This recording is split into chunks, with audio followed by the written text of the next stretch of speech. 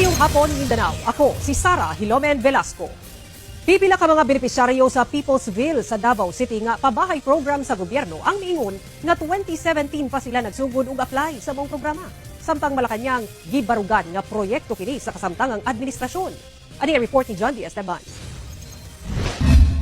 Usa si Maria sa mga nakapuyo sa People's Ville sa Barangay Riverside sa Kalinan, Davao City, ang pambansang pabahay para sa Pilipino o 4PH program sa gobyerno. Nahimutang kini sa Barangay Riverside sa Kalinan, Davao City. Lakip siya sa first batch sa nakapuyo dinhi. Sumala niya tuig 2017 pa sila sa iyahang anak nga usa ka magtutudlo nagsugod og asikaso sa ilahang papeles aron maka-avail sa mong programa. Sa ako ang ma-remember, akong anak magid ang nag-ano ani diri 2017 pa basta katong ano siya kanang kasagbutan pa ni wala gid ko nag-expect nga ano gid siya. Nga tinuod gud siya kay sige dugay naman gud imagine mo 2017 unya na hatag ni sa iya is 2024. Kay duman nga gibisita kini ni President Bongbong Marcos ni atong July 28.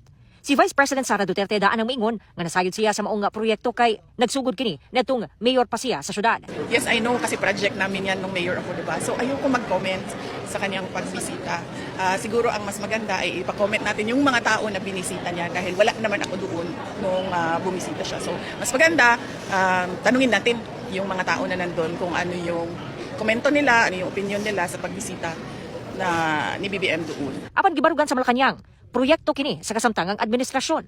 Gani nagpakita si Palace Press Officer Undersecretary Claire Castro og mga dokumento aron pamatud-an ang baruganan sama sa development permit nga gi-issue matud pa ni adtong July 18, 2023, building permit application nga giaprubahan adtong February 16, 2024 ug certificate of registration nga gi-issue ni adtong June 20, 2024. Panahon matud pa sa termino ni President Ferdinand Bongbong Marcos Jr. Isang maayos na pabahay, isang tunay na komunidad.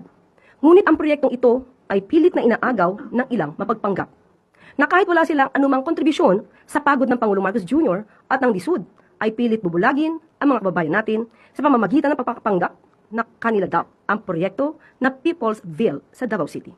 Sa post sa Social Housing Finance Corporation, gipahigayon ang groundbreaking sa People's Ville sa Kalina ni atong October 20, 2022. Sa maong Ulagway, kauban ang mga lokal nga opisyal sa Davao City.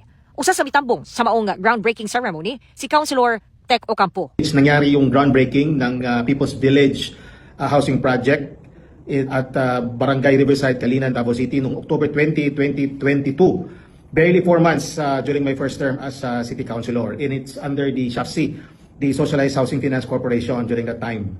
So, yung sinasabi na project ito ni BBM, ewan ko kung paano nangyari yon kasi it's barely 4 months when he became president of the country. So mukhang imposible naman siguro na in that short period of time, nakaplano ka agad at naka-implement ng gano'n. No? Dugang ni Councilor Ocampo. As far as I can remember, nangyari ang mga planning and all nung panahon ni then Mayor and now Vice President Inday Sara Duterte during the incumbency of his father, former President Rodrigo Roa Duterte. Wala pa'y pahayag ang Malacañang kalabot ni ini. Ang People's Ville kasamtangang dunay 2,600 units apan duna pay itukod nga mga building. Sa kinatibuk-an 7,200 ang units ni ini sulod sa 14.6 hectares nga luna. John D. Esteban, 1 Mindanao.